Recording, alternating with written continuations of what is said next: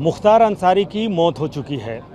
Banda jail में रहते हुए उनकी तबीयत ख़राब होती है, उन्हें अस्पताल में भर्ती कराया जाता है। फिर डॉक्टरों की टीम उन्हें घोषित कर देती है कि उनकी तबीयत अच्छी है, नासाज नहीं है।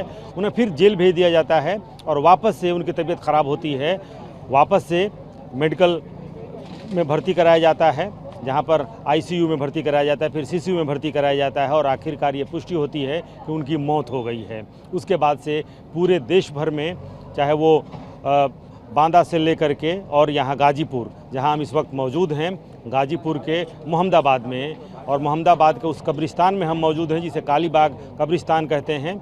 और इसी मोहम्मदाबाद में उनका पैतृक आवास है, जहाँ पर उनके परिजन मौजूद हैं, जहाँ पर बड़ी संख्या में उनके समर्थक, उनको चाहने वाले लोग जुटे हुए हैं, जो ये कह रहे हैं कि वो गरीबों के मसीहा थे, वो उनके रहनुमा थे। दूसरी तरफ ये भी तैयारी चल रही है, आप देखें, उनको सुपुर्दे खाक करने की तैयारी, यहाँ पर कब्र खोदा जा रहा है और यहाँ पर उनको सुपुर्दे खाक किया जाएगा। मंजिल यहीं पर मिट्टी दी जाएगी उन्हें। लेकिन फ़िलहाल ये इंतज़ार हो रहा है कि पोस्टमार्टम के बाद से किस तरह से वक्त लगेगा, 5 से 6 घंटे का वक्त लगेगा। उसके बाद वो यहाँ पहुँचेंगे गाजीपुर के मोहम्मदाबाद। लेकिन इस बीच में उनके जो बड़े बेटे हैं अब्बास अंसारी, उनके लिए भी पैरोल की अपील की गई है। अगर उन्हें पैरोल मिलता है तो उन्हें भी आने में कम से कम 9 से 10 घंटे का वक्त यहाँ गाजीपुर पहुँचने में लगेगा।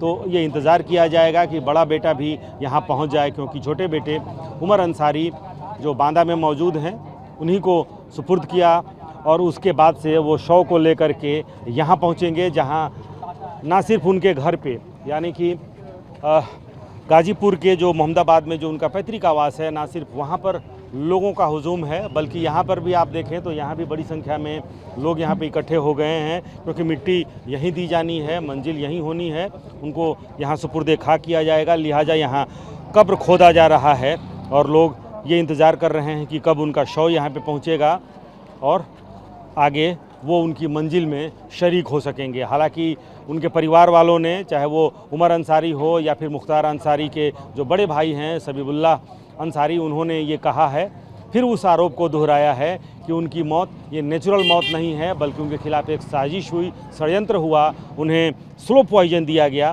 और उनको पहले से ही ये अंदेशा था कि उनके खिलाफ साजिशें हो रही हैं। लिहाजा उन्होंने ना सिर्फ अदालत को बताया था कि बल्कि जेल प्रशासन को भी बताया था कि उनके साथ कुछ अनहोनी हो सकती है, उनके खिलाफ साजिश हो रही है, उनकी जान को खतरा है। इन तमाम आरोपों के बीच प्रशासन ये कोशिश कर रहा है कि उन आरोपों के बीच एक पारदर्शिता अपनाई जाए और एक पारदर्शी तरीके से, पारदर्शी प्रक्रिया के तहत ना सिर्फ पोस्टमार्टम की वीडियो रिकॉर्डिंग कराई जाए, बल्कि वहाँ पर परिजन भी मौजूद रहें जहाँ पर पोस्टमार्टम हो।